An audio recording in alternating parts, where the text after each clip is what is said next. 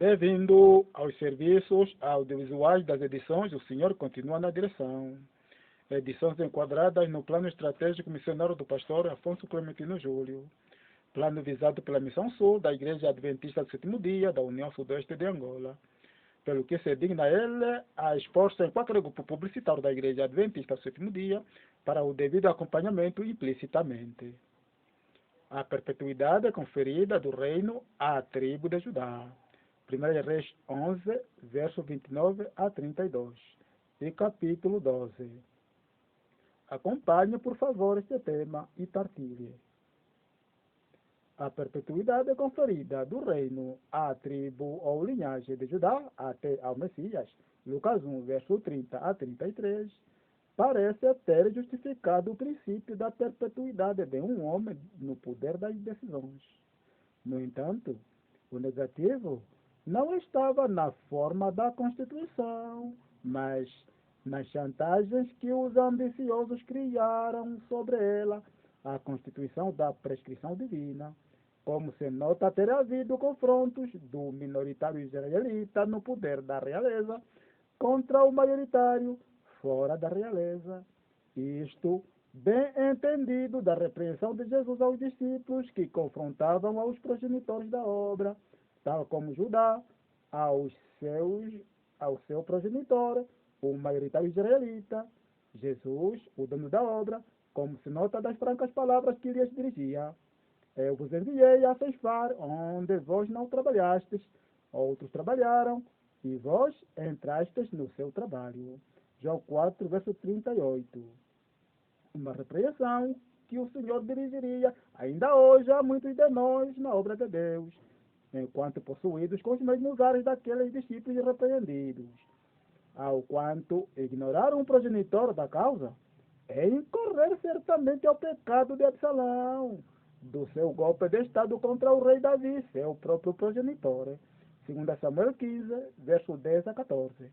Todavia, tendo ocorrido finalmente a reação da maioria israelita contra a minoria no poder da realeza, a disputa tal do maioritário israelita com o minoritário, na verdade, não valia a pena diante dos propósitos divinos ao ter designado o reino à tribo de Judá, tal como já não valia a pena Moisés ter assumido o reino no Egito, como providência de Deus a favor do seu povo ali, em ter um representante na mais alta magistratura do governo. Em contraste com o contexto que fazia valer a presença de José na anterior governação egípcia, como providência de Deus a favor do mesmo povo ali.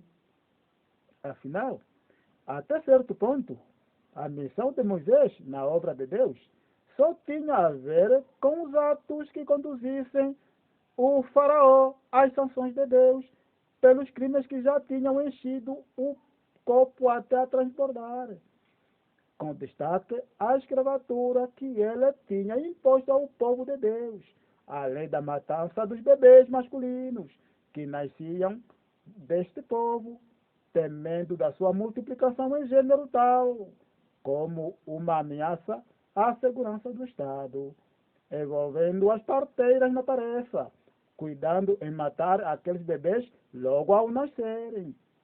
Um tipo tal de parteiras que pode ainda ser achado em muitas maternidades de hoje, quiçá da forma como lida com as parturientes, em relação àquelas parteiras benignas, do tipo Cifrá e Poá.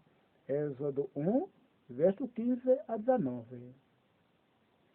Na verdade, é evidente que tais sanções, dadas à medida dos crimes de Faraó, implicaram mesmo o endurecimento do seu coração por Deus. Êxodo 4, verso 21.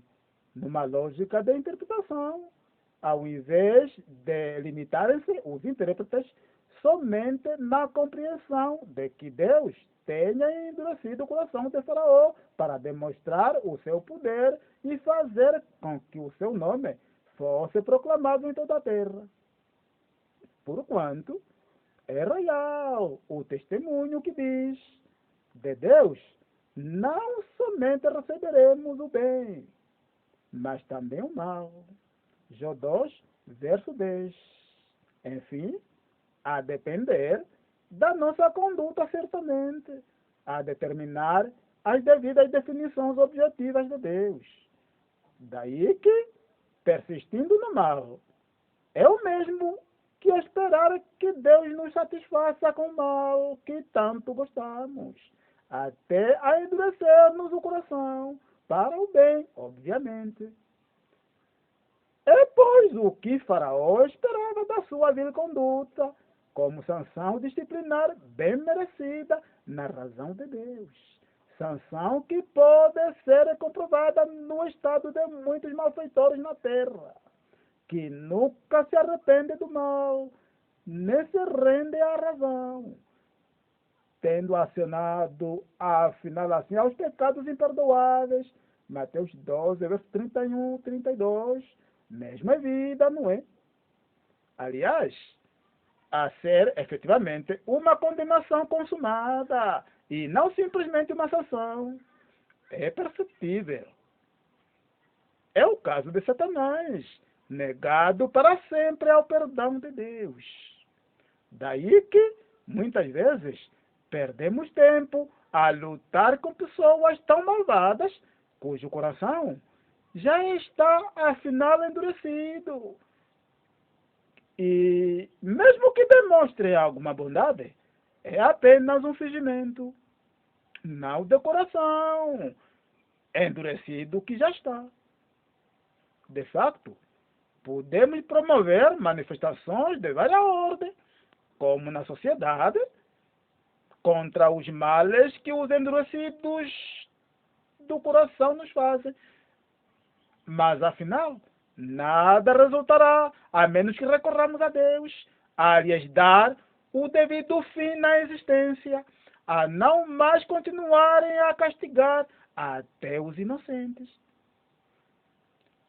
É a sorte que teve Faraó no fim, falando daquelas manifestações promovidas pela gente honesta e sincera, bem ligada às coisas espirituais e unida, ou pelo menos convergida nos pontos fundamentais da fé, enquanto se ver a lidar, afinal, com um caso de intervenção de ato divino. Daí que a obediência aos princípios divinos é a base em tal situação, como aquela comprovada do povo de Israel, que só tinha que vencer os seus inimigos, exibindo a arca da lei de Deus, contendo as 2 tábuas dos 10 mandamentos. Isto que no contexto de hoje teria ocorrido exibindo a palavra de Deus na mão massivamente, quiçá com gritos como à volta do muro de Jericó. Na verdade, não houve poderoso algum na terra que impedisse aquela marcha dos homens munidos com a arca de Deus, confiada nas mãos dos ungidos do Senhor. Ninguém podia se atrever. Josué 6, verso 20. De fato, todos aqueles que se apresentam no nosso caminho como endurecidos do coração, só podem ser vencidos com o poder divino, certificando-nos antes se de facto estamos coligados com o mesmo poder, na obediência escrupulosa à vontade do detentor do próprio poder.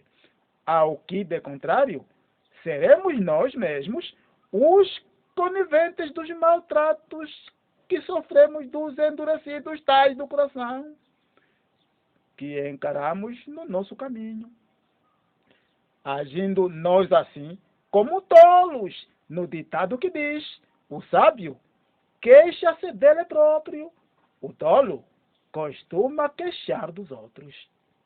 E assim, para um crente, fica um alerta de não persistir com o mal, não sabendo o momento em que se dará endurecido o seu coração por ato do juízo divino.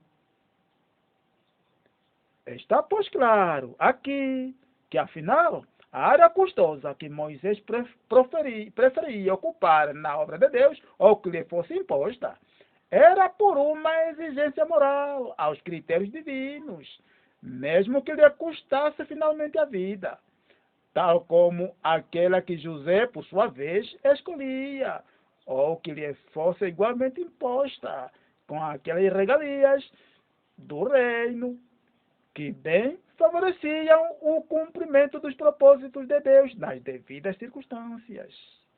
Daí que, na obra de Deus, as posições, tanto de regalias como de sacrifício, contribuíram sempre para os devidos propósitos, nas devidas circunstâncias, conforme os critérios de Deus, ao quanto, para o homem de fé, tudo contribui juntamente para o bem daqueles que amam a Deus. Romanos 8, verso 28. É claro que na posição ou ocupação inferior sofre-se a submissão em todos os níveis ou escalões. E quanto mais, até mesmo o menosprezo.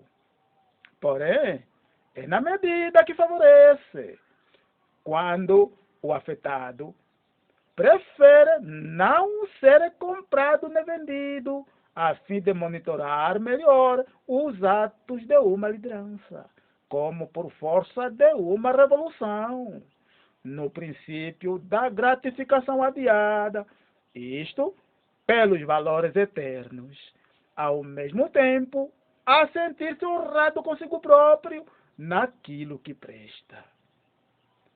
Percebeu? Deus te abençoe.